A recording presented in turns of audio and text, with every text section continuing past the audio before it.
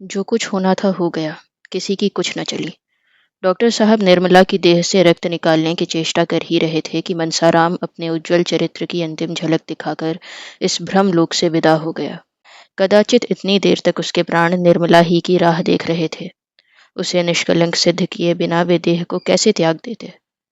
अब उनका उद्देश्य पूरा हो गया। मुंशी जी को निर्मला के निर्दोष होने का विश्वास हो गया, पर कब? जब हाथ से तीर निकल चुका था, जब मुसाफिर ने रकाब में पांव डाल लिया था। पुत्र शोक में मुंशी जी का जीवन भार स्वरूप हो गया। उस दिन से फिर उनके होठों पर हंसी न आई। यह जीवन अब उन्हें व्यर्थ सा जान पड़ता था। कचहरी जाते, मगर मुकदमों की पैरवी करने के लिए नहीं, केवल दिल बहलाने के लिए। घंटे 2 घंटे में वहां से उकताकर चले आते। खाने बैठते तो कौर मुंह में न जाता। निर्मला अच्छी से अच्छी चीज पकाती, पर मुंशी जी 2-4 कौर से अधिक न खा पाते। ऐसा जान पड़ता कि कौर मुंह से निकला जाता है। मनसाराम के कमरे की ओर जाते ही उनका हृदय टूक टूक हो जाता था। जहां उनकी आशाओं का दीपक जलता रहता था, वहां अब अंधकार छाया हुआ था। उनके 2 पुत्र अब भी थे, लेकिन जब दूध देती हुई गाय मर गई तो बछिया का क्या भरोसा। जब फलने फूलने वाला वृक्ष गिर पड़ा, नन्हे नन्हे पौधों से क्या आशा। यूं तो जवान बुढ़े सभी मरते हैं, लेकिन दुख इस बात का था कि उन्होंने स्वयं लड़के की जान ली। जिस दम बात याद आ जाती, तो ऐसा मालूम होता था कि उनकी छाती फट जाएगी, मानो हृदय बाहर निकल पड़ेगा। निर्मला को पति से सच्ची सहानुभूति थी। जहां तक हो सकता था वह उनको प्रसन्न रखने की फिक्र में रहती थी और भूल कर भी पिछली बातें जुबान पर न लाती थी। मुंशी जी उससे मनसाराम की कोई चर्चा करते शर्माते थे। उनकी कभी कभी ऐसी इच्छा होती कि एक बार निर्मला से अपने मन के सारे भाव खोलकर कह दूं, लेकिन लज्जा रोक लेती थी। इस भांति उन्हें वह सांत्वना भी न मिलती थी जो अपनी व्यथा कह डालने से, दूसरों को अपने गम में शरीक कर लेने से प्राप्त होती है। मवाद बाहर न निकलकर अंदर ही अंदर अपना विष फैलाता जाता था। दिन दिन देह घुलती जाती थी। इधर कुछ दिनों से मुंशी जी और उन डॉक्टर साहब में, जिन्होंने मनसाराम की दवा की थी, याराना हो गया था। बेचारे कभी कभी आकर मुंशी जी को समझाया करते, कभी कभी अपने साथ हवा खिलाने के लिए खींच ले जाते। उनकी स्त्री भी 2-4 बार निर्मला से मिलने आई थी। निर्मला भी कई बार उनके घर गई थी, मगर वहां से जब लौटती तो कई दिन तक उदास रहती। उस दंपत्ति का सुखमय जीवन देखकर उसे अपनी दशा पर दुख हुए बिना न रहता था। डॉक्टर साहब को कुल 200 रुपये मिलते थे, पर इतने ही में दोनों आनंद से जीवन व्यतीत करते थे। घर में केवल एक महरी थी। गृहस्थी का बहुत सा काम स्त्री को अपने ही हाथों से करना पड़ता था। गहने भी उसकी देह पर बहुत कम थे, पर उन दोनों में वह प्रेम था जो धन की तृण के बराबर परवाह नहीं करता। पुरुष को देखकर स्त्री का चेहरा खिल उठता था, स्त्री को देखकर पुरुष निहाल हो जाता था। निर्मला के घर में धन इससे कहीं अधिक था। आभूषणों से उसकी देह पटी रहती थी। घर का कोई काम उसे अपने हाथ से न करना पड़ता था, पर निर्मला संपन्न होने पर भी अधिक दुखी थी और सुधा विपन्न होने पर भी सुखी। सुधा के पास कोई ऐसी वस्तु थी जो निर्मला के पास न थी, जिसके सामने उसे अपना वैभव तुच्छ जान पड़ता था। यहाँ तक कि वह सुधा के घर गहने पहनकर जाते शर्माती थी। एक दिन निर्मला डॉक्टर साहब के घर आई तो उसे बहुत उदास देखकर सुधा ने पूछा, बहन, आज बहुत उदास हो? वकील साहब की तबीयत तो अच्छी है ना? निर्मला, क्या कहूँ सुधा, उनकी दशा दिन दिन खराब होती जाती है। कुछ कहते नहीं बनता, न जाने ईश्वर को क्या मंजूर है। सुधा, हमारे बाबूजी तो कहते हैं कि उन्हें कहीं जलवायु बदलने के लिए जाना जरूरी है, नहीं तो कोई भयंकर रोग खड़ा हो जाएगा। कई बार वकील साहब से कह भी चुके हैं, पर वह यही कह दिया करते हैं कि मैं तो बहुत अच्छी तरह हूँ, मुझे कोई शिकायत नहीं। आज तुम कहना। निर्मला, जब डॉक्टर साहब की नहीं सुनते तो मेरी सुनेंगे? यह कहते कहते निर्मला की आंखें डबडबा गईं, और जो शंका इधर महीनों से उसके हृदय को विगल करती रहती थी, मुंह से निकल पड़ी। अब तक उसने उस शंका को छिपाया था, पर अब न छिपा सकी। बोली, बहन, मुझे तो लक्षण कुछ अच्छे नहीं मालूम होते। देखें भगवान क्या करते हैं। सुधा, तुम आज उनसे खूब जोर देकर कहना कि कहीं जलवायु बदलने चलिए। 2-4 महीने बाहर रहने से बहुत सी बातें भूल जाएंगे। मैं तो समझती हूँ शायद मकान बदलने से भी उनका शोक कुछ कम हो जाएगा। तुम कहीं बाहर जा भी न सकोगी। यह कौन सा महीना है? निर्मला, 8वां महीना बीत रहा है। यह चिंता तो मुझे और भी मारे डालती है। मैंने तो इसके लिए ईश्वर से कभी प्रार्थना न की थी। यह बला मेरे सिर न जाने क्यों मढ़ दी। मैं बड़ी अभागिनी हूँ, बहन। विवाह के 1 महीने पहले पिताजी का देहांत हो गया। उनके मरते ही मेरे सिर शनीचर सवार हुआ। जहाँ पहले विवाह की बातचीत पक्की हुई थी, उन लोगों ने आंखें फेर लीं। बेचारी अम्मा को हार कर मेरा विवाह यहाँ करना पड़ा। अब छोटी बहन का विवाह होने वाला है। देखें, उसकी नाव किस घाट जाती है। सुधा, जहाँ पहले विवाह की बातचीत हुई थी, उन लोगों ने इनकार क्यों कर दिया। निर्मला, यह तो वे ही जाने। पिताजी न रहे तो सोने की गठरी कौन देता। सुधा, यह तो नीचता है। कहाँ के रहने वाले थे। निर्मला, लखनऊ के। नाम तो याद नहीं। आबकारी के कोई बड़े अफसर थे। सुधा ने गंभीर भाव से पूछा, और उनका लड़का क्या करता था। निर्मला, कुछ नहीं, कहीं पढ़ता था, पर बड़ा होनहार था। सुधा ने सिर नीचा करके कहा, उसने अपने पिता से कुछ न कहा था। वह तो जवान था, अपने बाप को दबा न सकता था। निर्मला, अब मैं क्या जानूं बहन। सोने की गठरी किसे प्यारी नहीं होती। जो पंडित मेरे यहाँ से संदेश लेकर गया था, उसने तो कहा था कि लड़का ही इनकार कर रहा है। लड़के की माँ अलबत्ता देवी थी। उसने पुत्र और पति दोनों ही को समझाया, पर उसकी कुछ न चली। सुधा, मैं तो उस लड़के को पाती तो खूब आड़े हाथों लेती। निर्मला, मेरे भाग्य में जो लिखा था वह हो चुका। बेचारी कृष्णा पर न जाने क्या बीतेगी। संध्या समय निर्मला के जाने के बाद जब डॉक्टर साहब बाहर से आए तो सुधा ने कहा, क्यों जी, तुम उस आदमी को क्या कहोगे जो एक जगह विवाह ठीक कर लेने के बाद फिर लोभवश किसी दूसरी जगह संबंध कर ले।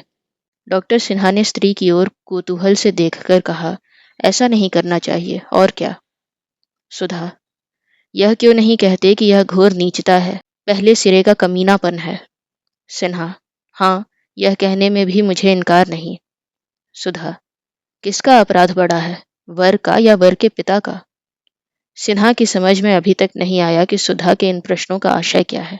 विस्मय से बोले, जैसी स्थिति हो, अगर वह पिता के अधीन हो तो पिता का ही अपराध समझो। सुधा, अधीन होने पर भी क्या जवान आदमी को अपना कोई कर्तव्य नहीं है। अगर उसे अपने लिए नए कोट की जरूरत हो तो वह पिता का विरोध करने पर भी उसे रोध होकर मनवा लेता है। क्या ऐसे महत्व के विषय में वह अपनी आवाज पिता के कानों तक नहीं पहुंचा सकता। यह कहो कि वर और उसका पिता दोनों अपराधी हैं, परंतु वर अधिक। बूढ़ा आदमी सोचता है, मुझे तो सारा खर्च संभालना पड़ेगा, कन्या पक्ष से जितना ऐंठ सकूं उतना ही अच्छा। मगर वर का धर्म है कि यदि वह स्वार्थ के हाथों बिल्कुल बिक नहीं गया है तो अपने आत्मबल का परिचय दे। अगर वह ऐसा नहीं करता तो मैं कहूंगी कि वह लोभी है और कायर भी।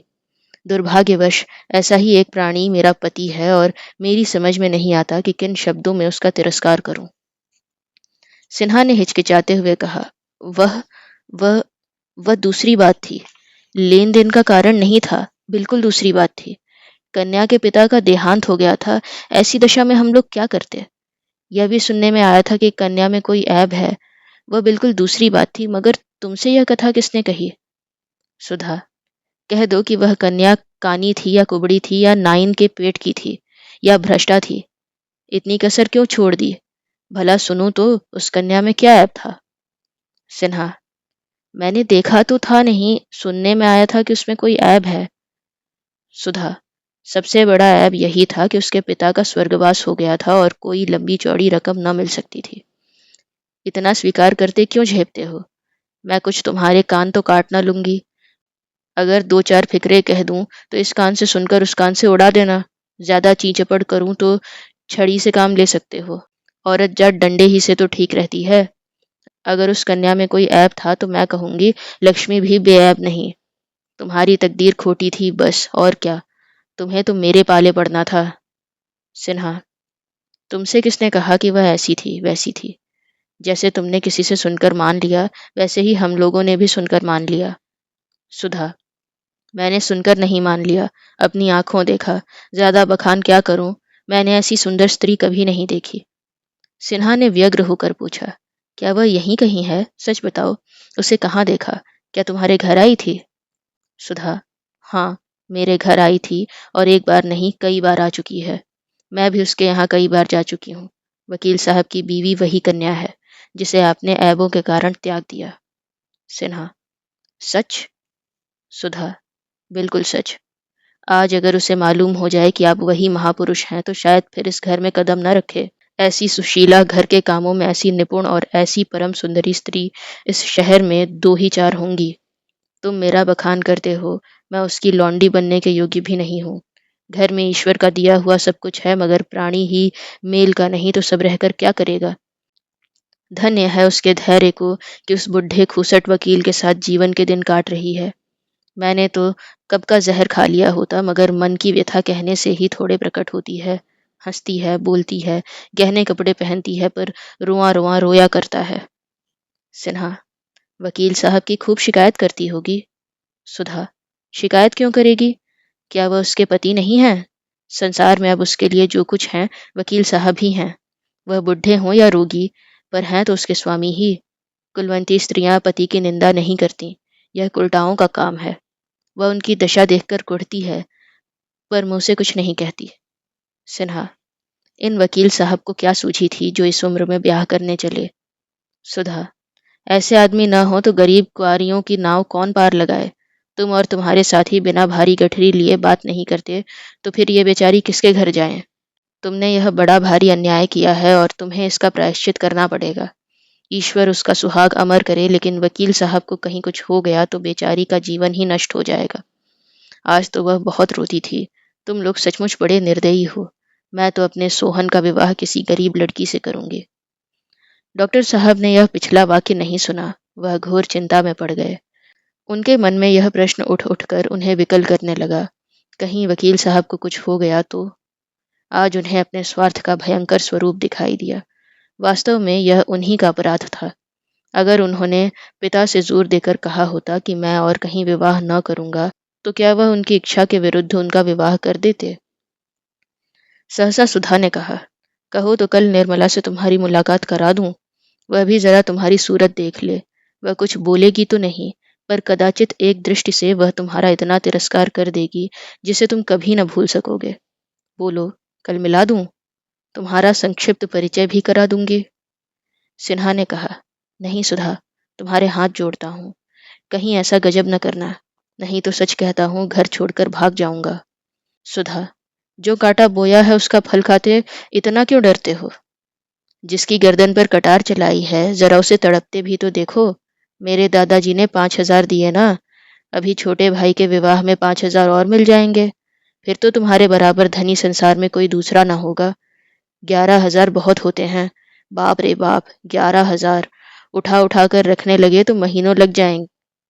अगर लड़के उड़ाने लगे तो पीढ़ियों तक चले। कहीं से बात हो रही है या नहीं? इस परिहास से डॉक्टर साहब इतना झेपे कि सिर तक न उठा सके। उनका सारा वाक चातुर्य गायब हो गया। नन्हा सा मुंह निकल आया, मानो मार पड़ गई हो। इसी वक्त किसी ने डॉक्टर साहब को बाहर से पुकारा।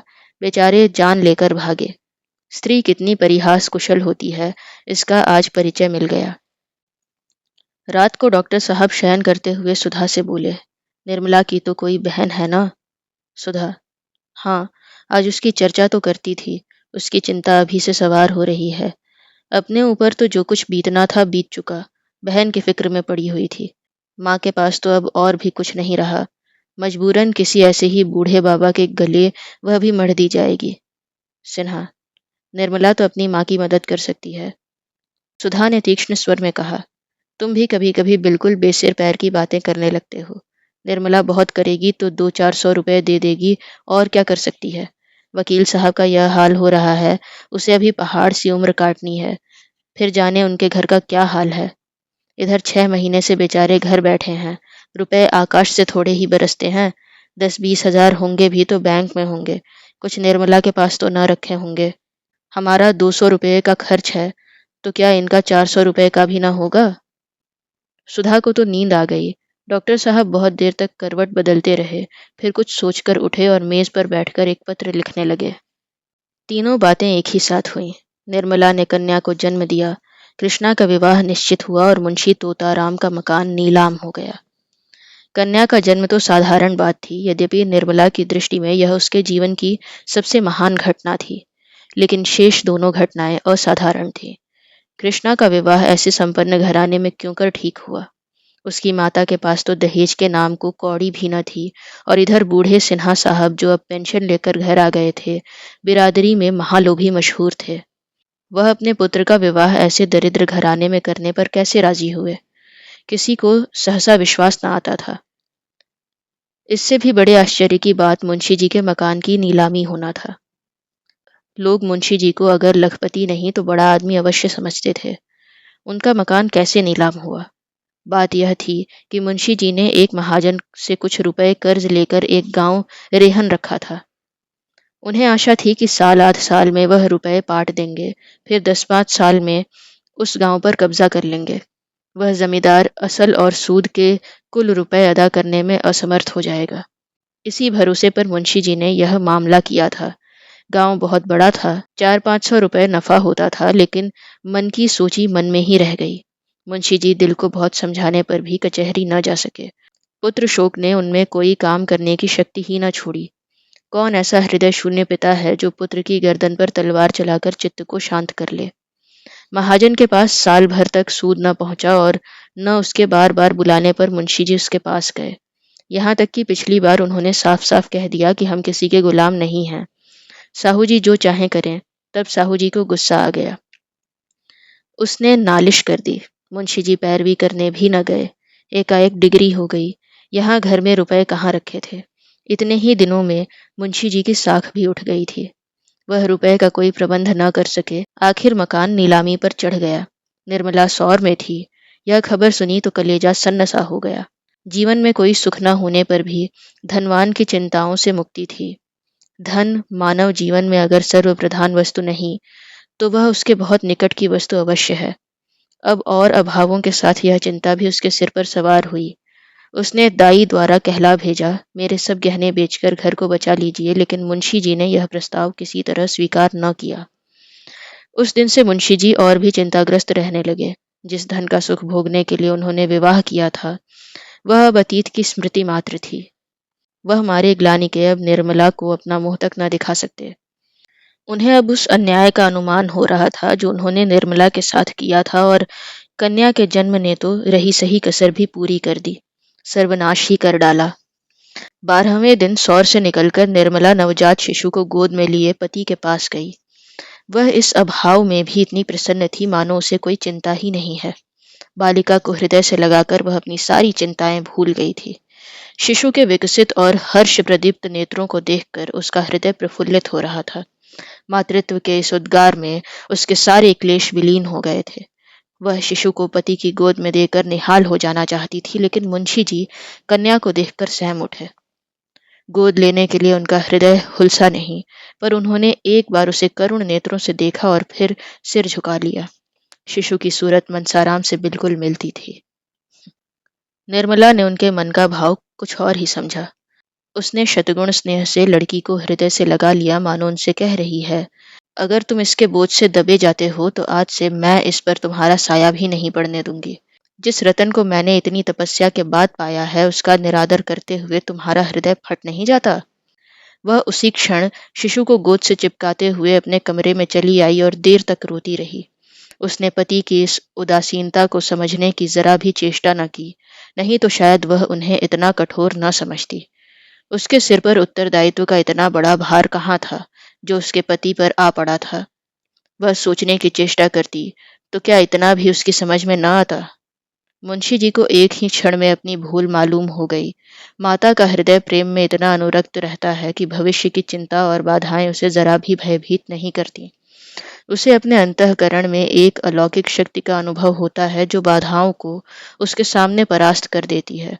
मुंशी जी दौड़े हुए घर में आए और शिशु को गोद में लेकर बोले, मुझे याद आती है, मनसा भी ऐसा ही था, बिल्कुल ऐसा ही। निर्मला, दीदी जी भी तो यही कहती हैं। मुंशी जी, बिल्कुल वही बड़ी बड़ी आंखें और लाल लाल होंठ हैं। ईश्वर ने मुझे मेरा मनसाराम इस रूप में दे दिया। वही माथा है, वही मुंह, वही हाथ पांव।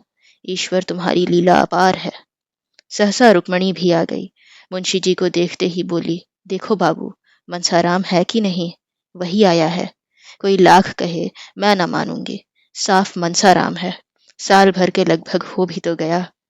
मुंशी जी, बहन, एक एक अंग तो मिलता है, बस भगवान ने मुझे मेरा मनसाराम दे दिया। शिशु से कहता है, क्यों री? तू मनसाराम ही है ना? छोड़कर जाने का नाम न लेना, नहीं फिर खींच लाऊंगा। कैसे निष्ठुर भागे थे, आखिर पकड़ लाया कि नहीं? बस कह दिया, अब मुझे छोड़कर जाने का नाम न लेना। देखो बहन, कैसे टुकुर टुकुर ताक रही है। उसी क्षण मुंशी जी ने फिर से अभिलाषाओं का भवन बनाना शुरू कर दिया। मोह ने उन्हें फिर संसार की ओर खींचा। मानव जीवन तो इतना क्षणभंगुर है, पर तेरी कल्पनाएं कितनी दीर्घायु। वही तोताराम जो संसार से विरक्त हो रहे थे, जो रात दिन मृत्यु का आवाहन किया करते थे, तिनके का सहारा पाकर तट पर पहुंचने के लिए पूरी शक्ति से हाथ पांव मार रहे हैं, मगर तिनके का सहारा पाकर कोई तट पर पहुंचा है? निर्मला को यद्यपि अपने घर के झंझटों से अवकाश न था, पर कृष्णा के विवाह का संदेश पाकर वह किसी तरह न रुक सकी। उसकी माता ने बहुत आग्रह करके बुलाया था। सबसे बड़ा आकर्षण यह था कि कृष्णा का विवाह उसी घर में हो रहा था जहां निर्मला का विवाह पहले तय हुआ था। आश्चर्य यही था कि इस बार ये लोग बिना कुछ दहेज लिए कैसे विवाह करने पर तैयार हो गए। निर्मला को कृष्णा के विषय में बड़ी चिंता हो रही थी। समझती थी, मेरी ही तरह वह भी किसी के गले मढ़ दी जाएगी। बहुत चाहती थी कि माता की कुछ सहायता करूं, जिससे कृष्णा के लिए कोई योग्य वर मिले। लेकिन इधर वकील साहब के घर बैठ जाने और महाजन के नालिश कर देने से उसका हाथ भी तंग था। ऐसी दशा में यह खबर पाकर उसे बड़ी शांति मिली। चलने की तैयारी कर ली। वकील साहब स्टेशन पहुंचाने आए। नन्ही बच्ची से उन्हें बहुत प्रेम था, छोड़ते ही न थे। यहाँ तक कि निर्मला के साथ चलने को तैयार हो गए, लेकिन विवाह से 1 महीने पहले उनका ससुराल जा बैठना निर्मला को उचित न मालूम हुआ। निर्मला ने अपनी माता से अब तक अपनी विपत्ति की कथा न कही थी। जो बात हो गई, उसका रोना रोकर माता को कष्ट देने और रुलाने से क्या फायदा। इसलिए उसकी माता समझती थी निर्मला बड़ी आनंद से है। अब जो निर्मला की सूरत देखी तो मानो उसके हृदय पर धक्का सा लग गया। लड़कियां ससुराल से घुलकर नहीं आती, फिर निर्मला जैसी लड़की जिसको सुख की सभी सामग्रियां प्राप्त थीं, उसका यह हाल। उसने कितनी लड़कियों को दूज के चंद्रमा की भांति ससुराल जाते और पूर्ण चंद्र बनकर आते देखा था। मन में कल्पना कर रही थी, निर्मला का रंग निखर गया होगा, देह भरकर सुडौल हो गई होगी, अंग प्रत्यंग की शोभा कुछ और ही हो गई होगी। अब जो देखा तो वह आधी भी न रही थी। न यौवन की चंचलता थी, न वह विहसित छवि जो हृदय को मोह लेती है। वह कमनीयता, सुकुमारता जो विलासमय जीवन से आ जाती है, यहाँ नाम को न थी। मुख पीला, चेष्टा गिरी हुई, अंग शिथिल, 19वें ही वर्ष में बुढ़ी हो गई थी। जब माँ बेटियां रो धोकर शांत हुई तो माता ने पूछा, क्यों री, तुझे वहां खाने को न मिलता था? इससे कहीं अच्छी तो तू यहीं थी। वहां तुझे क्या तकलीफ थी? कृष्णा ने हंसकर कहा, "हम्म, वहां मालकिन थी कि नहीं? मालकिन को दुनिया भर की चिंताएं रहती हैं, भोजन कब करें?" निर्मला, नहीं अम्मा, वहां का पानी मुझे रास नहीं आया, तबीयत भारी रहती है। माता, वकील साहब न्योते में आएंगे ना, तब पूछूंगी कि आपने फूल सी लड़की ले जाकर उसकी यह गत बना डाली। अच्छा, अब यह बता कि तूने यहाँ रुपए क्यों भेजे थे? मैंने तो तुमसे कभी न मांगे थे। लाख गई गुजरी हूं, लेकिन बेटी का धन खाने की नीयत नहीं। निर्मला ने चकित होकर पूछा, किसने रुपए भेजे थे? अम्मा, मैंने तो नहीं भेजे। माता, झूठ ना बोल, तूने 500 रुपए के नोट नहीं भेजे थे? कृष्णा, भेजे नहीं थे तो क्या आसमान से आ गए? तुम्हारा नाम साफ लिखा था, मुहर भी वहीं की थी। निर्मला, तुम्हारे चरण छूकर कहती हूँ, मैंने रुपए नहीं भेजे। यह कब की बात है? माता, अरे 2 ढाई महीने हुए होंगे। अगर तूने नहीं भेजे तो आए कहाँ से? निर्मला, यह मैं क्या जानूं, मगर मैंने रुपए नहीं भेजे। हमारे यहाँ तो जब से जवान बेटा मरा है, कचहरी ही नहीं जाते। मेरा हाथ तो आप ही तंग था, रुपए कहाँ से आते? माता, यह तो बड़े आश्चर्य की बात है। वहां और तेरा सगा संबंधी तो नहीं है? वकील साहब ने तुमसे छिपाकर तो नहीं भेजे? निर्मला, नहीं अम्मा, मुझे तो विश्वास नहीं। माता, इसका पता लगाना चाहिए। मैंने सारे रुपए कृष्णा के गहने कपड़ों में खर्च कर डाले। यह बड़ी मुश्किल हुई। दोनों लड़कों में किसी विषय पर विवाद उठ खड़ा हुआ और कृष्णा उधर फैसला करने चली गई तो निर्मला ने माता से कहा, इस विवाह की बात सुनकर मुझे बड़ा आश्चर्य हुआ। यह कैसे हुआ अम्मा? माता, यहाँ जो सुनता है दांतों तले उंगली दबाता है। जिन लोगों ने पक्की की कराई बात फेर दी और केवल थोड़े से रुपए के लोभ से वे अब बिना कुछ लिए कैसे विवाह करने पर तैयार हो गए, समझ में नहीं आता। उन्होंने खुद ही पत्र भेजा। मैंने साफ लिख दिया कि मेरे पास देने लेने को कुछ नहीं है, कुछ कन्या ही से आपकी सेवा कर सकती हूँ। निर्मला, इसका कुछ जवाब नहीं दिया? माता, शास्त्री जी पत्र लेकर गए थे। वह तो यही कहते थे कि अब मुंशी जी कुछ लेने के इच्छुक नहीं हैं, अपनी पहली वादा खिलाफ पर कुछ लज्जित भी हैं। मुंशी जी से तो इतनी उदारता की आशा न थी, मगर सुनती हूँ उनके बड़े पुत्र बहुत सज्जन आदमी हैं। उन्होंने कह सुनकर बाप को राजी किया है। निर्मला, पहले तो वह महाशय भी थैली चाहते थे ना? माता, हाँ, मगर अब तो शास्त्री जी कहते थे कि दहेज के नाम से चिढ़ते हैं। सुना है यहाँ विवाह न करने पर पछताते भी थे। रुपए के लिए बात छोड़ी थी, पर रुपए खूब पाए, स्त्री पसंद नहीं। निर्मला के मन में उस पुरुष को देखने की प्रबल उत्कंठा हुई जो उसकी अवहेलना करके अब उसकी बहन का उद्धार करना चाहता था। प्रायश्चित ही सही, लेकिन कितने ऐसे प्राणी हैं जो इस तरह प्रायश्चित करने को तैयार हैं। उनसे बातें करने के लिए, नम्र शब्दों से उनका तिरस्कार करने के लिए, अपनी अनुपम छवि दिखाकर उन्हें और भी जलाने के लिए निर्मला का हृदय अधीर हो उठा। रात को दोनों बहनें एक ही कमरे में सोईं। मोहल्ले में किन किन लड़कियों का विवाह हो गया, कौन कौन लड़कोरी हुई, किस किस का विवाह धूमधाम से हुआ, किस किस के पति कन्या के इच्छानुकूल मिले, कौन कितने और कैसे गहने चढ़ावे में लाया, इन्हीं विषयों में दोनों में बड़ी देर तक बातें होती रहीं। कृष्णा बार बार चाहती थी कि बहन के घर का कुछ हाल पूछूं, मगर निर्मला उसे पूछने का अवसर न देती थी। जानती थी कि यह जो बातें पूछेगी उसके बताने में मुझे संकोच होगा। आखिर एक बार कृष्णा पूछ ही बैठी, जीजा जी भी आएंगे ना? निर्मला, आने को कहा तो है। कृष्णा, अब तो तुमसे प्रसन्न रहते हैं ना, या अभी वही हाल है? मैं तो सुना करती थी दुहाजू पति स्त्री को प्राणों से भी प्रिय समझते हैं।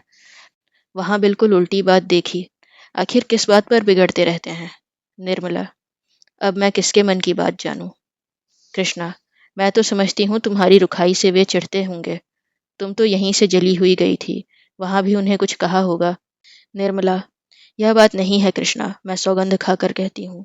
जो मेरे मन में उनकी ओर से जरा भी मैल हो, मुझसे जहाँ तक हो सकता है उनकी सेवा करती हूँ। अगर उनकी जगह कोई देवता भी होता तो भी मैं इससे ज्यादा और कुछ न कर सकती। उन्हें भी मुझसे प्रेम है, बराबर मेरा मुंह देखते रहते हैं, लेकिन जो बात उनके और मेरे काबू के बाहर है, उसके लिए वह क्या कर सकते हैं और मैं क्या कर सकती हूँ? न वह जवान हो सकते हैं, न मैं बुढ़िया हो सकती हूँ। जवान बनने के लिए वह न जाने कितने रस और भस्म खाते रहते हैं। मैं बुढ़िया बनने के लिए दूध घी सब छोड़ बैठी हूँ।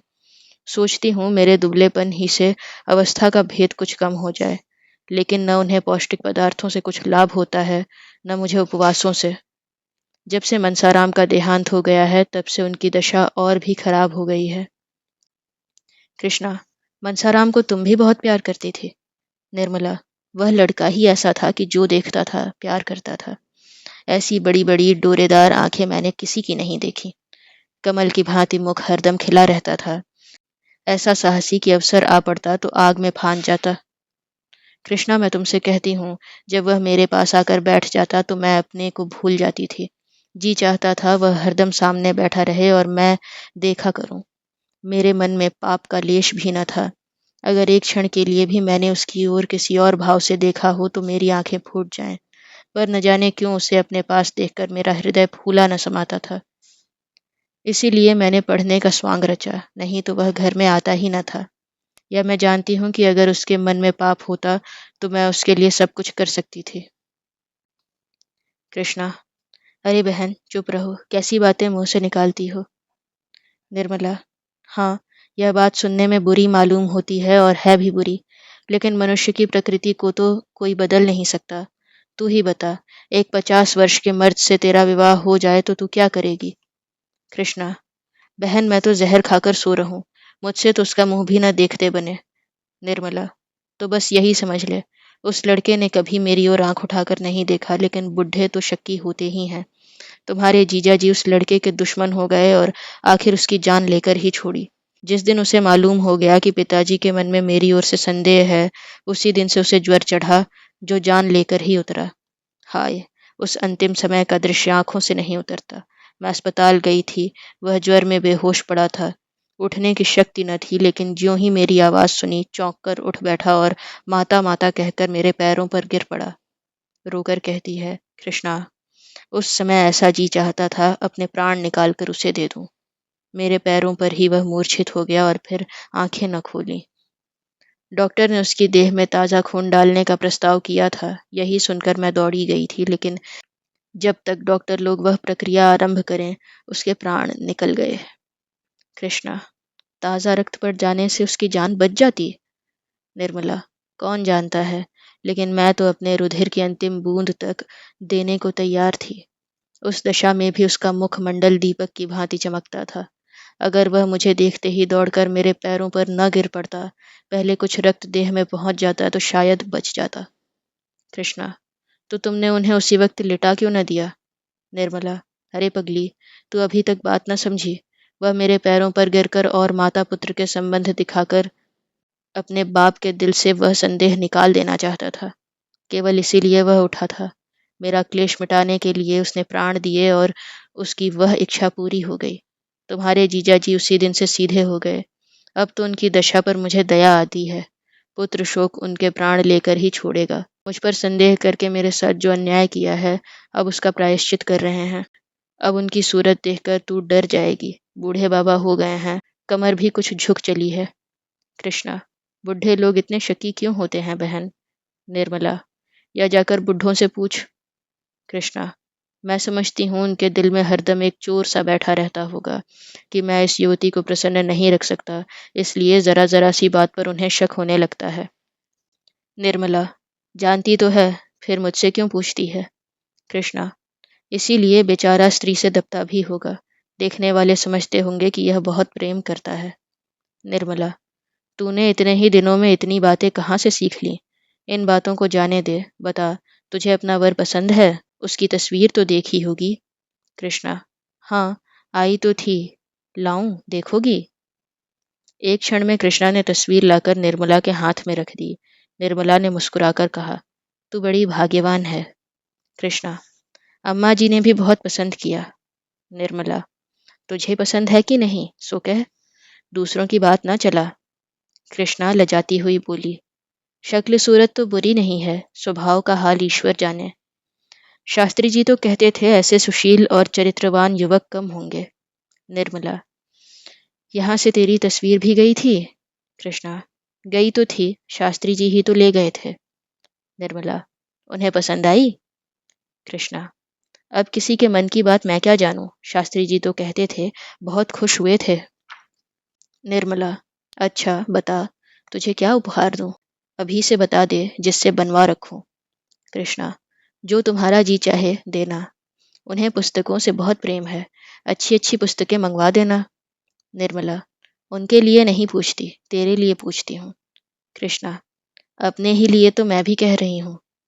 निर्मला तस्वीर की तरफ देखती हुई बोली, कपड़े सब खद्दर के मालूम होते हैं। कृष्णा, हाँ, खद्दर के बड़े प्रेमी हैं। सुनती हूँ कि पीठ पर खद्दर लादकर देहातों में बेचने जाया करते हैं। व्याख्यान देने में भी चतुर हैं। निर्मला, तब तो तुझे भी खद्दर पहनना पड़ेगा। तुझे तो मोटे कपड़ों से चिढ़ है। कृष्णा, जब उन्हें मोटे कपड़े अच्छे लगते हैं तो मुझे क्यों चिढ़ होगी? मैंने तो चरखा चलाना सीख लिया है। निर्मला, सच? सूत निकाल लेती है? कृष्णा, हाँ बहन, थोड़ा थोड़ा निकाल लेती हूँ। जब वह खद्दर के इतने प्रेमी हैं तो चरखा भी जरूर चलाते होंगे। मैं न चला सकूंगी तो मुझे कितना लज्जित होना पड़ेगा। इस तरह बात करते करते दोनों बहनें सोईं।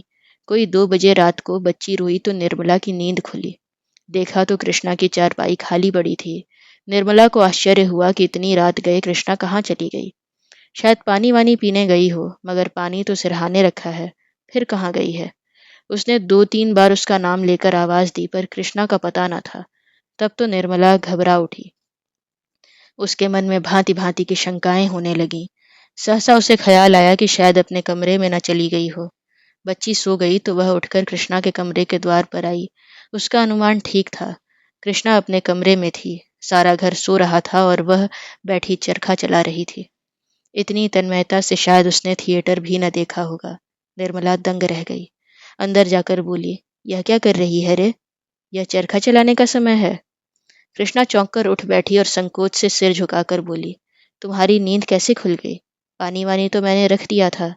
निर्मला, मैं कहती हूँ दिन को तुझे समय नहीं मिलता जो इतनी रात को चरखा लेकर बैठी है?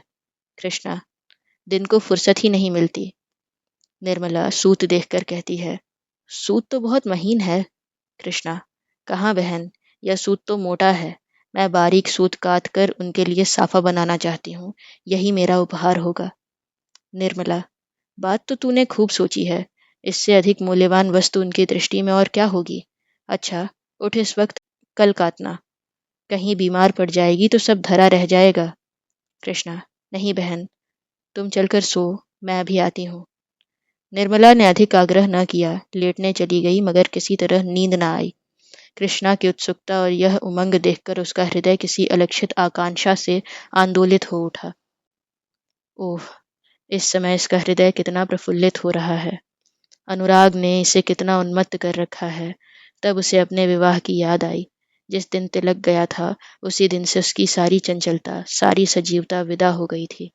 अपनी कोठरी में बैठी वह अपनी किस्मत को रोती थी और ईश्वर से विनय करती थी कि प्राण निकल जाएं।